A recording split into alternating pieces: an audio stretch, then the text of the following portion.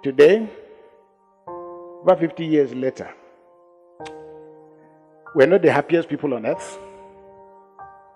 I don't know what the reasons are, but war has not ended. Blood has not ended. What now? To answer that question, we must also think a bit more clearly about the nature of the injuries that have been inflicted on this nation. It's not enough for us to complain about what the politicians have done, or what the president has done or not done, or what the governor has done or not done. It's not enough to complain about what the military did. I just make the references to them, one, in order to state where we are. But I think what is most important and most significant is that we need, going forward, to think a little bit more clearly about where are we, how are we hurting, and why are we hurting? Because every segment of this country is hurting. People who are from the south think, well, we are suffering because the northerners have taken over everything. Northerners say, well, we are suffering because the southerners control almost all the economy. The minority say we complain because the dominant ethnic groups are the ones that are persecuting us. Truth of the matter, we are in this together. We either hang together or we will hang separately. By 1989, a historian recorded, who was actually he was very much involved with the JAMB examinations. And he said that by 1989, only about 8,000 of the millions of young people sitting for JAMB wanted to read history.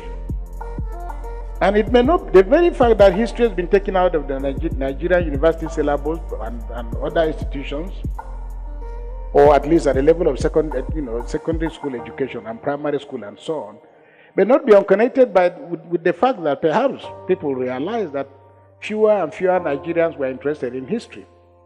And I make the point that it is precisely because we are not interested in history, top to bottom. That's why we've ended up where we have ended up. You all know the saying, you don't correct the mistakes of history. History has a way of repeating itself.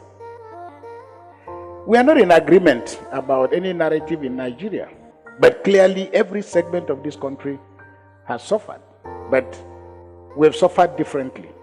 So if you ask what now, my immediate answer is we must come back to the table and design a coherent history or historical account of the history of Nigeria in a way and manner that does not continue to blame one group or the other. The Southeast will say, we remember Biafra. The Southwest will say, we remember what happened to us under Operation Wetier. The Middle Belt will talk about the Tiv riots and the almost endless crisis. The Northeast is the epicenter of conflict and violence in Nigeria today.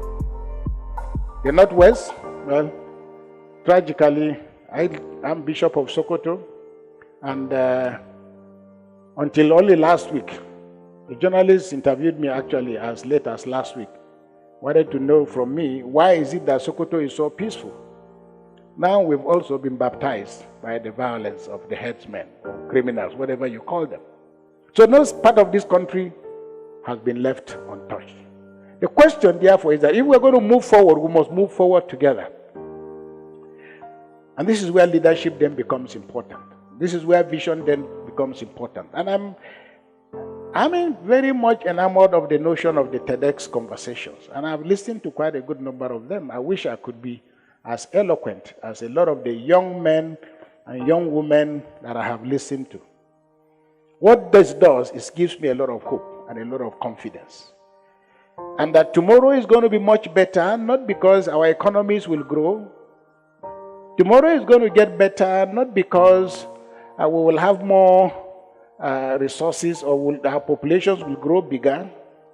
Tomorrow is going to get better, not necessarily because Nigeria's oil prices will go up by whatever percentage. Tomorrow is going to be better, not by virtue of the kind of leader that we have in Nigeria, whether it's male, female, whether it's Christian or Muslim. Tomorrow is going to be better because when I look at the young people of today across the world, I get a sense that the world will be a better place. And I make the point because the dynamism, the energy, the sheer brilliance, the opportunities that are now available to us suggest very clearly that perhaps we need to start taking our attention away from the notions that we have about leadership and office in Africa and other parts of the world. It's only in Africa, largely because of the lack of development, the decaying infrastructure, the intensity of corruption. This is the reason why we continue to look up to old men, young and old men who are holding office. And we continue to deceive ourselves that the future lies in what the governors will do or what the president will do. Well, I've got news for you. If we focus on what our politicians are ever going to do in Nigeria, maybe I exaggerate, but I'm convinced that politics in Nigeria has then as now been largely a criminal enterprise. Now, the hostage taking will not end. The corruption is not about to end, and don't deceive yourself. It is the oxygen that drives everything in Nigerian life. To fight corruption, the only reason and the only way you can fight corruption is through the kind of technology that young men and women are coming up with now.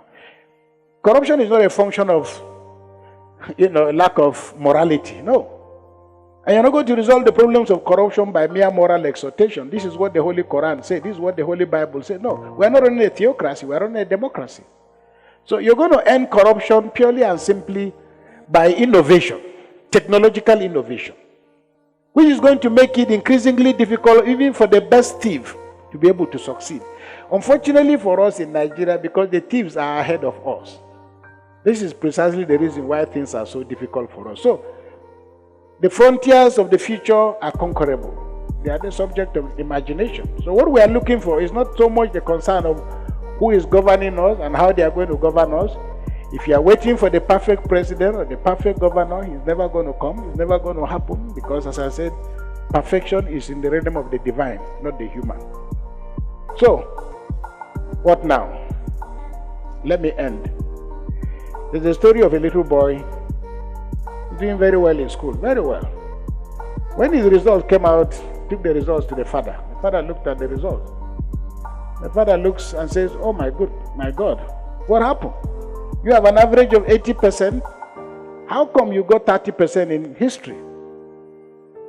The young man scratched his head and said to the father, "Daddy, I tried, but every question they asked happened before I was born." Now, whether Nigeria's decay started before you were born or after you were born, the challenge of fixing our country rests with each and every one of us. Because the problem started with one person. The solution will have to start with one person. And that person could be you. God bless you. And thank you very much for your attention.